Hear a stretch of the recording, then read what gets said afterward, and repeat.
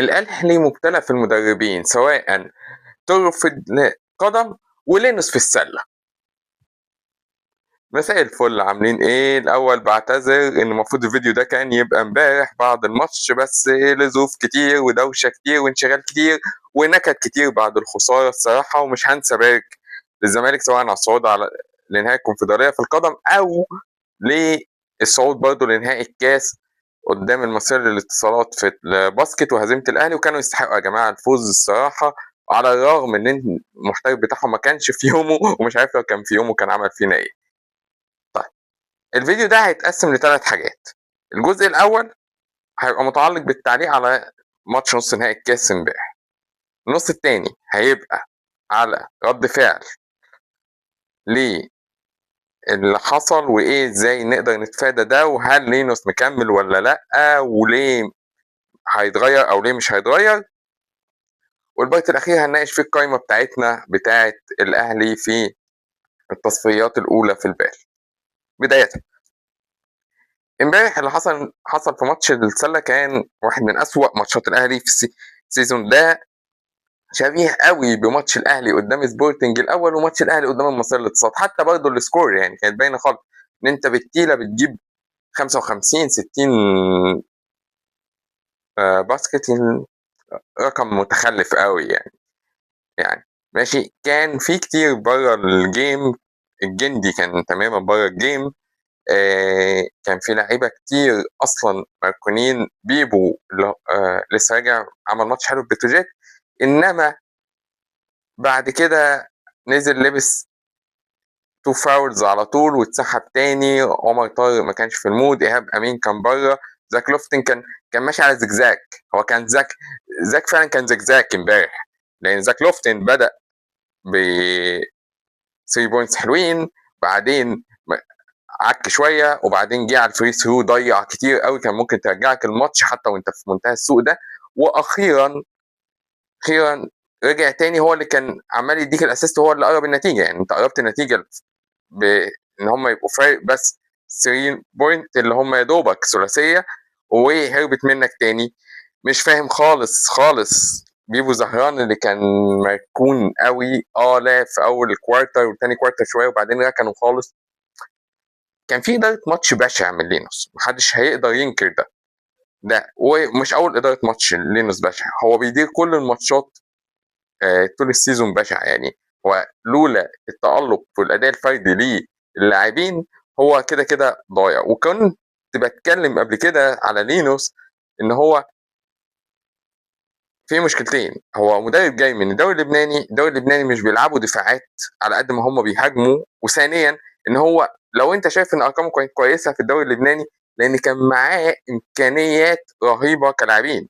الصرف في الدوري اللبناني مختلف، اللعيبه سواء حتى المحليه بتاعت لبنان اعلى من اللعيبه المصريه. فهو حتى لو المدرب وحش يعني، مش وحش، حتى لو المدرب نص نص، لان لينوس يعتبر المدربين النص نص، فجوده الفريق بتداري. عنده دايما الفريق القدره بجوده ومهارات اللعيبه انها تداري على ضعف اداء المدرب.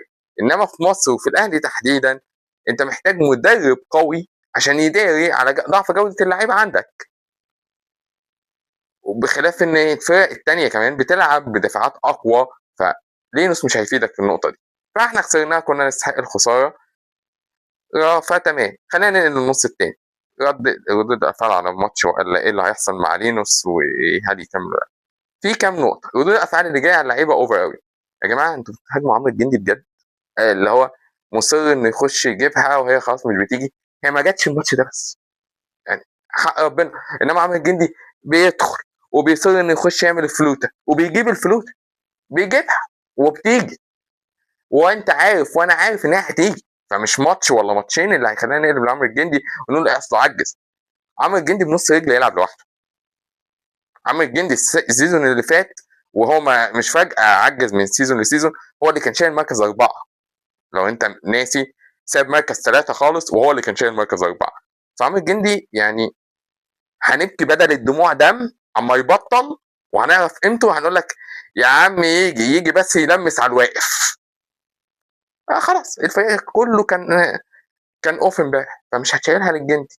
ايهاب امين مين وصل لمرحله ان هو كان خايف يشوط. ايهاب امين كانت بتجيله يخش خاف يشوط الثلاثيه وعمل الفيك ودخل عشان يشوط التو بوينتس يحقق اير بول. فمش هنلوم يعني خلاص. وايهاب امين والجندي مفتقدين وجود مدرب فعلا واضحه جدا. فدي نقطه. فانا مش هاجي زاك لوفتن اللي الكل عمال يقول لك مدروب وبتاع. فكر لولا زاك لوفتن الزمالك كان كسبنا الماتش ده 70-20. زاك طلع كميه اسيستات وكميه 3 بوينتس كانت وفي اوقات كتير كانت بترجعك للماتش. هتقول لي في الكريتيكال مش عارف ايه وبتاع يا باشا انت ضيعت. عمرو زهران راح لوحده كوره كانت هتخلي الفرق 1 بوينت يعني نص باسكت حطها في الهواء. فصباح الفل يعني. اي جي انجلش بتاع الزمالك ما عملش حاجه. فنخف شويه. خاف زاك لوفتن يخش يشوط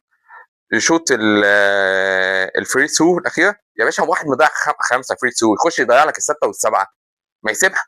ده عمل الصح. ده يحسب له انه ما يقدرش يخش. وزاك لوفتن مش صفقه فيك او صفقه ضايعه. لا لا لا خالص. صفقه تقيله على فكره ومهمه. طيب نخش بقى لمرحله البال لينوس هيكمل معانا. لا طب لينوس مكمل. لينوس مكمل لسببين. واحد منطقي وواحد قدر ربنا. لينوس وحش. لينوس لازم يمشي. لازم يمشي من زمان مش من دلوقتي. مدرب ضعيف جدا ومش هناخد معاه الدوري لو كان. وبالذات بعد ما الاتحاد غير المدرب بتاعه ولو فعلا خلاص خلص في اشرف توفيق. فاشرف توفيق هيركبوا في الماتش ما فيهاش يعني. اشرف هيشيلنا فرق سكور. طيب ايه اللي عمل الواقعي ان لينوس كده كده خلاص انت رايح كمان كام يوم. انت هتلعب يوم 20 مع تصفيات البال فمش هينفع. هو هيروح يلعب البال التصفيات الاولى. والله مع اللعيبه المحترفين واللي هم مش قوي بس هيبقى ومفروض فيهم الرمق شويه. الراجل ده زود وداس. لا هيكمل. ما داس هنمشيه وربنا يستر. ربنا يستر ان لو مشيناه ما يبقاش الاختيار عك من دلوقتي. ليه؟ لان هو المنطقي مش احمد الجرحي برضه. ما عادي لينوس هو احمد الجرحي يا جماعه مش فارقه كتير.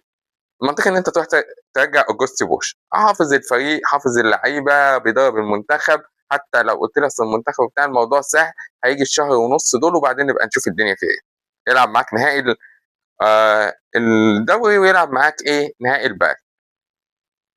انما هتروح تجيب محمد عمر بعد ما اتقال من اهلي طرابلس ومشي من الاتحاد عشان هو ده المتوقع الصراحه بعد ده تبقى حاجه سيئه قوي. وهو فعليا مدرب مش احسن حاجه خالص. فده الاهم.